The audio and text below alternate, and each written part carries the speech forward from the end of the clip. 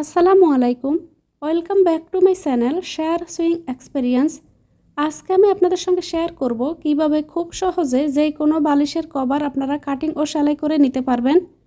তো এখানে সূত্রের সাহায্যে বা এখানে যেভাবে মাপ নিলে আপনারা পারফেক্টভাবে বালিশের কভার তৈরি করতে পারবেন সেভাবে আজকে ভিডিওটি তৈরি করেছি।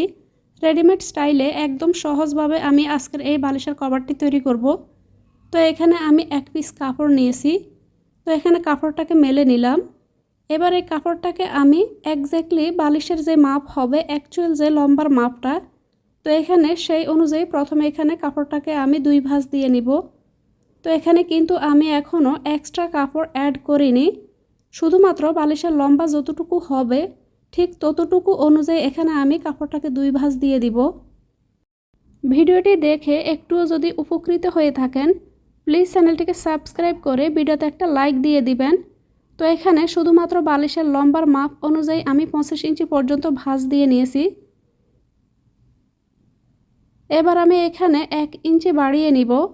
যেহেতু এখানে কাপড়টির একটা সাইডে বন্ধ পাশ আছে, তো এখানে কাপড়টিকে আমি কেটে 2 ভাগ করব না, এভাবেই রেখে দিব। তার জন্য এখানে 25 ইঞ্চির সঙ্গে শুধুমাত্র 1 ইঞ্চি এক্সট্রা রেখে এখানে কাপড়টাকে আমি একটু বাড়িয়ে ভাঁজ দিয়ে নিব। এবার এখানে আমি উপর সাইডের থেকে ফিতা না লাগিয়ে ফোল্ড করে একটা ভাঁজ দিয়ে সেলাই করে নিব। তার জন্য এখানে শুধুমাত্র একটা লেয়ারের বা একটা ভাঁজের কাপড়কে আমি এক্সট্রা 6 ইঞ্চিতে মার্ক করে নিব। তো এখানে কিন্তু দেখতে পাচ্ছেন একটি কাপড়ের অংশ কিন্তু এখানে ছোট আছে, আর একটি কাপড় আমি এখানে এক্সট্রা 6 ইঞ্চি রেখে এভাবে মার্ক করে নিচ্ছি।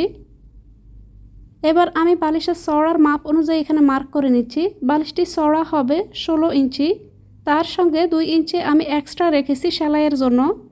তো এখানে পুরোটাতে আমি বালিশের চওড়ার মাপ অনুযায়ী এখানে আমি 18 ইঞ্চিতে মার্ক করে নিলাম। এবার মার্ক অনুযায়ী কাপড়টিকে আমি কেটে নিব। তো সাধারণত বালিশের মধ্যে ফিতা লাগানো হয়, যেন বালিশের মধ্যে ফিতা লাগাতে না হয় সেজন্য এখানে আমি এক্সট্রা এভাবে কাপড় কেটে নিয়েছি।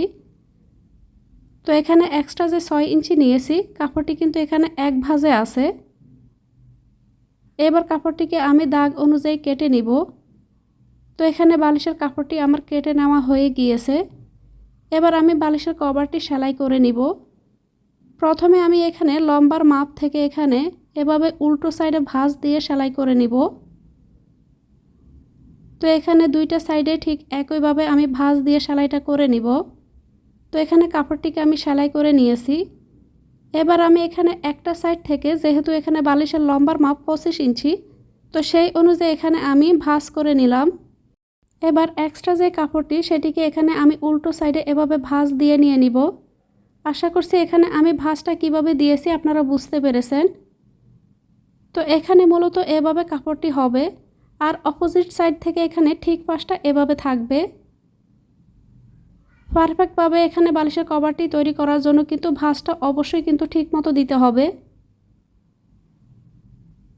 এবার আমি বালিশের কভারের জন্য দুইটা সাইডে সেলাই করে নিব। তো দুইটা সাইডে সেলাই করে নিলে আমাদের খুব সুন্দরভাবে সহজভাবে তৈরি করে নেওয়ার মতো একটি বালিশের কভার তৈরি করা হয়ে যাবে। তো এখানে আমি দুইটা সাইডে সেলাই করে নিব। তো এখানে বালিশের কভারটিকে আমি সেলাই করে নিয়েছি। এবার বালিশের কভারটিকে আমি উল্টিয়ে নিব। বালিশের কভার সেলাই করা যাদের কাছে কঠিন মনে হয় তারা এভাবে বালিশের কভার তৈরি করতে পারেন। একেবারে সিম্পল ওয়েতে মাত্র 5 মিনিটে আপনারা বালিশের কভারটি তৈরি করে নিতে পারবেন। আর এখানে এক্সট্রা কোনো ফিতও আপনাদেরকে সেলাই করে লাগাতে হবে না। আর এখানে এক্সট্রা কাপড় নিয়ে এভাবে যদি ভাঁজ দিয়ে পকেটের মতো তৈরি করে আপনারা বালিশের কভারটি তৈরি করেন, এতে করে বালিশটা যখন আপনারা এখানে বালিশের কভারের মধ্যে লাগাবেন বালিশটা কিন্তু এখানে দেখা যাবে না। তো এখানে পকেটের মতো তৈরি করা অংশের ভিতরের মধ্যেই কিন্তু বালিশটা আপনারা দিয়ে নিতে পারবেন। তো এতে করে কিন্তু আপনাদের ফিতা লাগানো ঝামেলাও আর থাকবে না। আশা করছি আজকের এই সহজভাবে দেখানো বালিশের কভার তৈরির এই ভিডিওটি আপনাদের অনেক অনেক উপকারে আসবে। আপনারা চাইলে আমার চ্যানেলটি ভিজিট করে দেখে নিতে পারেন। আমার চ্যানেলে আমি ছোটদের বড়দের বিভিন্ন ধরনের সুন্দর সুন্দর জামার ডিজাইন শেয়ার করি। আজকের এই বালিশের কভার তৈরির ভিডিওটি আপনাদের কাছে কেমন লেগেছে কমেন্ট করে জানাতে ভুলবেন না। সবাইকে অনেক অনেক ধন্যবাদ জানিয়ে আজকের মতো এখানেই বিদায় নিব।